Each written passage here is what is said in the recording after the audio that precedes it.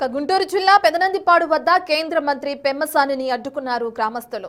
అప్పాపురంలో నల్లమల్ల వాగు గండిపడిన ప్రదేశాన్ని పరిశీలించేందుకు వెళ్తుండగా అడ్డుకుని తమ గోడు వెళ్లబోసుకున్నారు. నల్లమల్ల వాగు పొంగిన ప్రతిసారి తీవ్ర ఇబ్బందులు పడుతున్నామని, రోడ్డుపై నడవలేని పరిస్థితి నెలకొందని ఆవేదన వ్యక్తం చేశారు. ఇప్పటికైనా తమ బాధలు పట్టించుకుని రోడ్డు వేయాలని కోరారు. స్పందించిన పెమ్మసాని నల్లమల్ల వాగుకు శాశ్వత పరిష్కారం చూపిస్తామని హామీ ఇచ్చారు.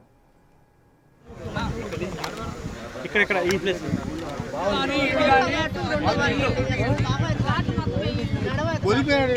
జలగలు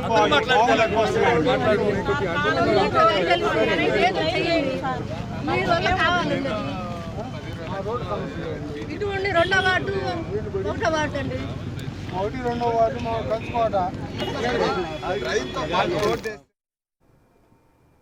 సో దీనికి డబ్బులు కావాలి అందువల్లనే మెయింటెనెన్స్ గత లాస్ట్ టైం ఇక్కడ సిల్ట్ తీసింది 2018లో తీశారు.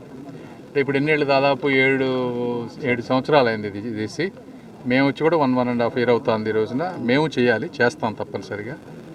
సమస్యలు ఉన్నాయి, ఆర్థిక భారాలు ఉన్నాయి. ఇది ఒక్కటే కాదు, వేరే కెనాల్స్లో కూడా ఇలాంటి ప్రాబ్లమ్స్ ఉన్నాయి. అక్కడ కూడా ప్రతి దగ్గర ఒక 20-30 లక్షలు అడుగుతూ ఉన్నారు. వీటన్నిటినీ సిస్టమేటిక్గా తీసుకొని చేయాల్సిన అవసరం.